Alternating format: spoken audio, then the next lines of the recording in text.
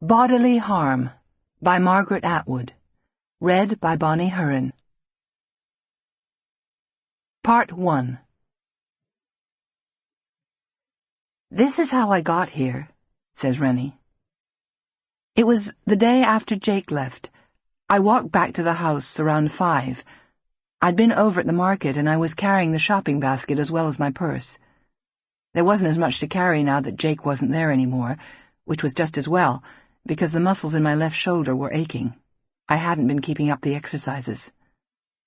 The trees along the street had turned and the leaves were falling onto the sidewalk, yellow and brown, and I was thinking, well, it's not so bad. I'm still alive.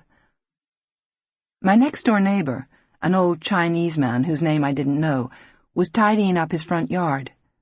The yard in front of my house had been covered over with paving stones so you could park a car on it. That meant the street was going up rather than down, and in a few years I'd have to move, though I'd stopped thinking in years.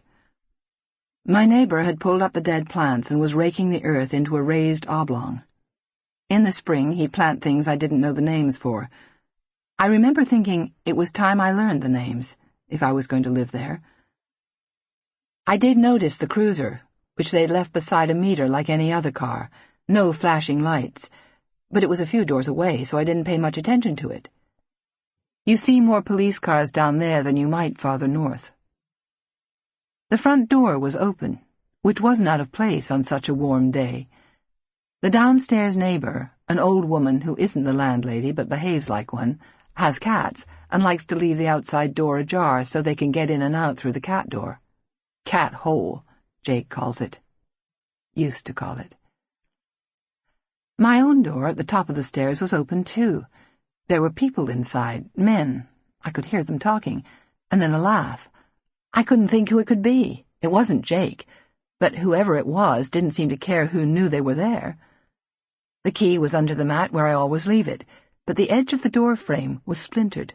The lock was shoved right out of it. I went into the living room, which was still piled with the boxes of books Jake had packed but not collected. Nothing had been moved.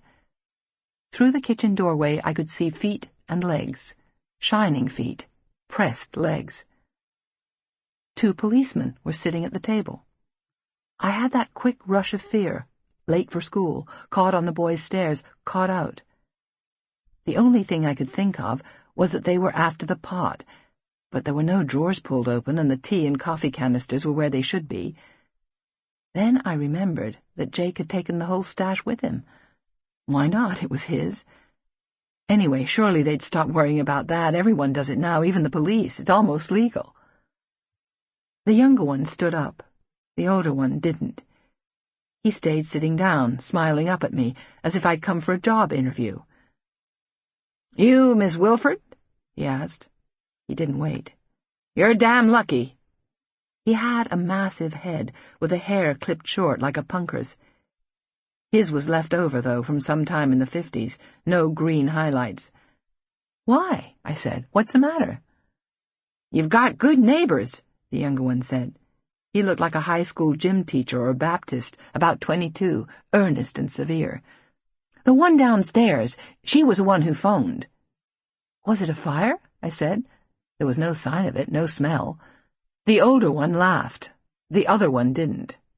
"No," he said. "She heard footsteps up here and she knew it wasn't you. She saw you go out, and she didn't hear anyone go up the stairs.